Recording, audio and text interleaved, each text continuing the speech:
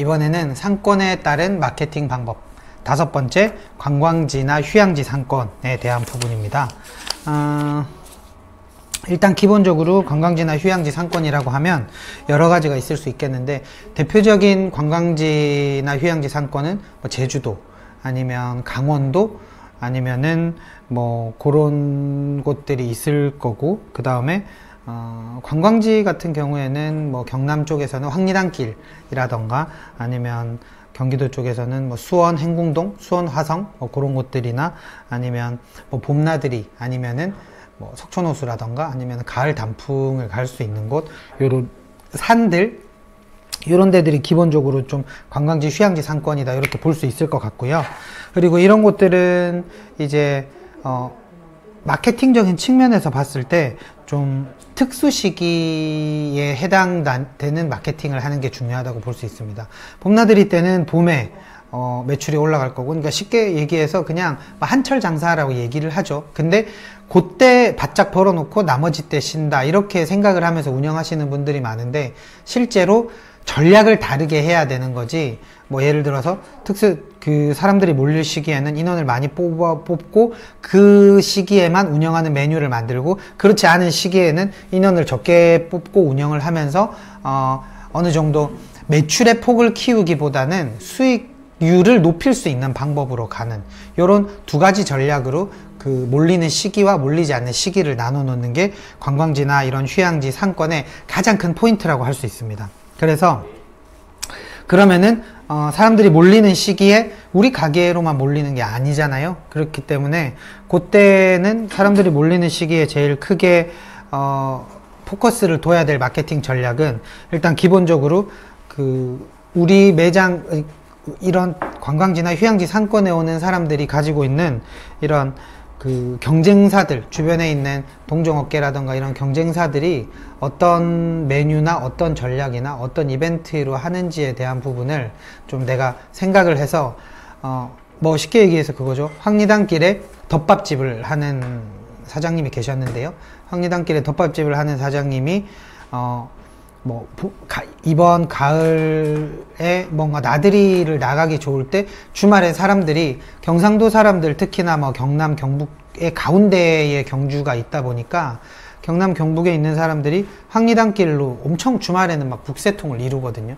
그래서 어떤 매장을 가야 될지에 대한 부분에서 확실히 커플보다는 덮밥이라는 게 이제 커플도 중요하기는 하지만 객단가를 높이기 위해서 가족들을 위한 쿠폰을 만들었고, 그 다음에 황리단길 안에 있는 덮밥집들의 비슷한 가격은 형성을 했지만 쿠폰이라던가 아니면은 이벤트라던가, 그 다음에 가족이라는 타겟들이 가지고 있는 특성 을 가지고 뭐 룸 예약을 따로 받는다던가, 이런 복합적인 이런 사람들이 몰리는 시기에 대한 추가적인 전략을 통해서 실제로 매출이 3배 이상, 원래 한 3천 4천 하던 데가 1억 이상 올라간 케이스였어요.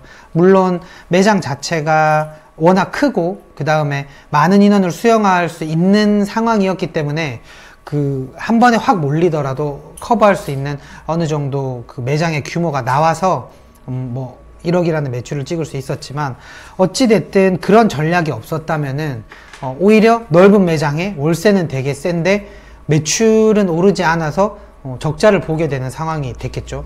그때 몰리는 특수상권, 그러니까 한철이라고 할 때 몰리는 타겟들을 주변에 있는 다른 동종, 같은 메뉴라던가 같은 컨셉이라던가 비슷한 타겟의 사람들이 갈 만한 식당들이 어떤 것들이 있는지 먼저 파악을 하고, 그 식당들보다 내가 위에 설 수 있는 전략을 가져가는 게 특수상권이나 이런 관광지나 휴양지 상권에서는 중요한 사람들이 몰릴 때 전략.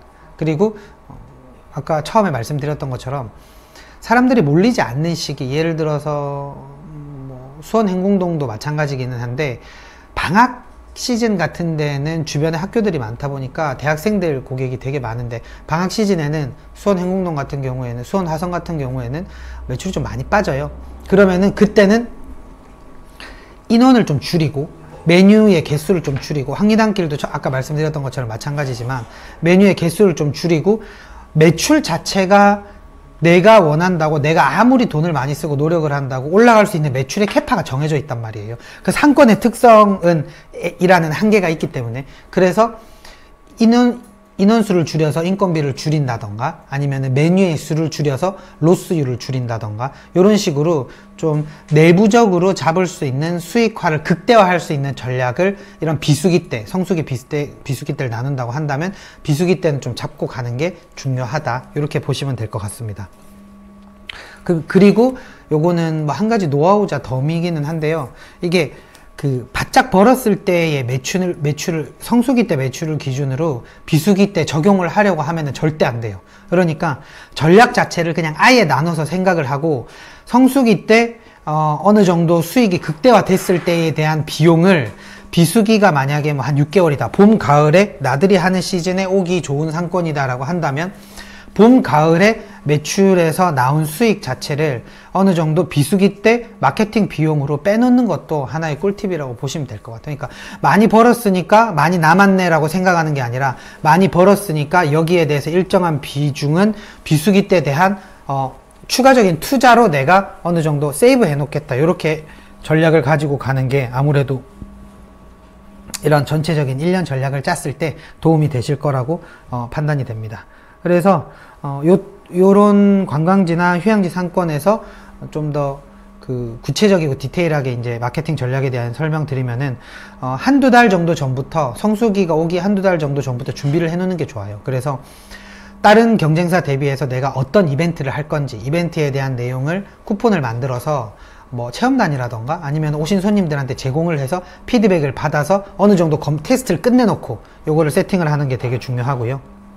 그러면서 좀 체험 중심의 마케팅을 하는 게 도움이 될 수 있을 것 같습니다. 그리고 아무래도 이런 관광지나 휴양지 같은 경우에는 우리나라 고객뿐만 아니라 외국인 고객들도 되게 많아요. 요즘은 뭐 AI나 이런 GPT-2를 통해서 번역을 해서 외국인 메뉴판을 만들어주는 어플이라던가 사이트도 되게 많거든요. 그런 거를 이용을 해서 외국인 전용 메뉴판을 만들어 놓는다던가, 아니면은 요즘 어플에서 QR코드 찍으면은 바로 이렇게 앱상에서 주문을 하게끔 해놓는 방법들이 있잖아요. 그런 것들이 특히나 여러가지 상권들 중에서도 관광지, 휴양지 상권에 충분히 적용을 해보기에 가장 도움이 될 만한 부분이니까, 그런 것들도 이제 적용을 해놓는 게 좋을 것 같습니다. 그리고 SNS 캠페인, SNS 뭐 인스타그램 인플루언서라던가 트위터라던가 틱톡이라던가 페이스북이라던가 많잖아요. 요런 것들을 성수기가 오기 한 달 전부터 미리 좀 깔아 놓는 게 되게 좋아요. 왜냐면 내가 여기 가려고 하는데 오늘 가자라고 해서 황리단길을 가진 않거든요. 오늘 가자고 해서 행궁동을 가지는 않고, 오늘 가자고 해서 벚꽃을 보러 속초호수에 가거나 뭐 군항제를 가거나 그러진 않는단 말이에요. 보통 일반적으로 짧으면은 1, 2주, 길면은 한 달 정도 전부터 여기에 가야지라고 준비를 하면서 알아본단 말이에요. 그러면 그때 어느 정도 세팅이 돼 있어야, 리뷰라던가 이벤트라던가 컨텐츠가 세팅이 돼 있어야지 매력도라던가 임팩트를 줘서 저장을 해 놓는다던가 나중에 갈 리스트에 포함을 시키기 때문에, 보통 성수기가 오기 한 달 정도 전쯤부터는 SNS로 이제 인플루언서라던가 블로그 체험단 리뷰라던가 이런 것들, 플레이스 리뷰라던가 이런 것들은 좀 세팅을 해 놓는 걸 추천을 드리고요.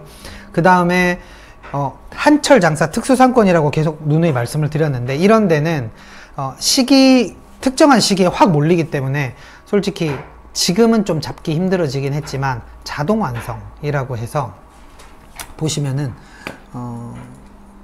지도에 이런 특수상권 행궁동 맛집이라고 하면은 여기에 이제 밑에 이렇게 매장들이 나와요. 지금은 안 나오는데, 석촌호수 맛집, 여기도 안 나오는구나. 지금은 거의 많이 사라졌어요.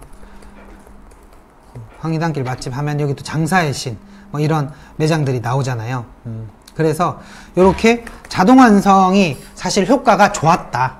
왜냐하면 지난 3개월 동안 그 황리단길에 있는 아까 제가 예로 설명을 드렸던 이런 그 덮밥집 같은 경우에는 자동 완성을 했을 때 안 했을 때 차이가 주말 기준으로는 하루에 한 100만원 정도 차이가 났고요. 평일 기준으로는 30에서 50 정도 차이가 났어요. 그래서 이게 정말 자동완성 때문이냐를 생각을 해서 자동완성이 노출이 빠졌을 때와 노출이 됐을 때의 매출을 거의 한 10번 정도를 비교를 해봤는데 그 평균값이 그 정도가 나오더라고요. 근데 하지만 지금은 키워드별로 자동완성을 어쨌든 작업이라고 인지를 하면서 네이버에서 날리는 경우가 너무 많이 생겨져서 지금은 작업을 하기 조금 힘들어졌다 이렇게 보시면 되고, 하지만 그런 식으로 성수기 때 이런 관광지나 휴양지 상권에서 특수 상권에서 성수기 때 확 몰릴 때는 넓은 지역에서 오기 때문에 이런 사람들을 타겟팅 할 수 있는 이런 채널들이 아무래도 유용하다 이렇게 보시면 될 것 같습니다. 그리고